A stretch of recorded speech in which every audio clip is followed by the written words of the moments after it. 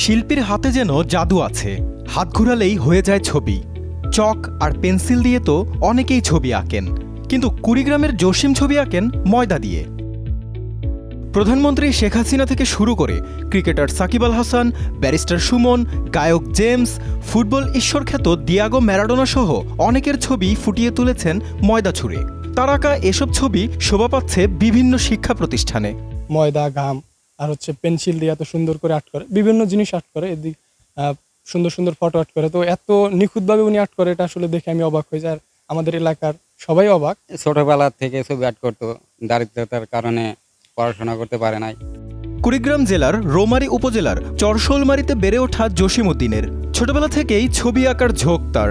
মাধ্যমিক শেষ করার পর টাকার অভাবে পড়াশোনা আর করতে পারেননি, বাধ্য হয়েই কাজ করতে হয়েছে সমিলে। এত অভাবেও ছবি আঁকার নেশা ছাড়তে পারেননি তিনি। একসময় পেন্সিল দিয়ে আঁকতে অভ্যস্ত জসিম বের করেছেন ছবি আঁকার অভিনব এক উপায়। প্রথমে কাঠের ফ্রেমে লাগানো কালো কাপড়ে বিখ্যাত ব্যক্তিদের স্ক্র্যাচ তৈরি করেন। পরে সেই স্ক্র্যাচের উপর গাম লাগিয়ে পানিতে ধুয়ে কিছুটা শুকিয়ে নেন। সবশেষ কাপড়ের সেই স্ক্র্যাচের উপর ছুঁড়ে মারতে থাকেন মুঠো মুঠো খাবারের ময়দা, আর তাতেই ভেসে ওঠে বিখ্যাত ব্যক্তিদের ছবি।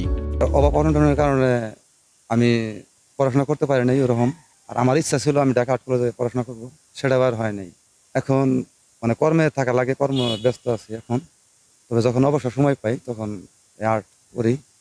বিভিন্ন ওয়ালে, ফাঁকা ওয়ালে, বিভিন্ন জায়গায় আর কি মাঝে মধ্যে যখন সময় পাই ছবি আঁকি।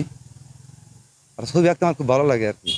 জসিম উদ্দিনের হাতের এমন কারুকাজ দেখতে প্রতিদিন ভিড় করেন শিক্ষার্থী সহ স্থানীয়রা। এলাকাবাসীর দাবি, সঠিক দিক নির্দেশনা পেলে দরিদ্র পরিবার থেকে উঠে আসা জসিম উদ্দিন হতে পারেন একজন বড় মাপের শিল্পী।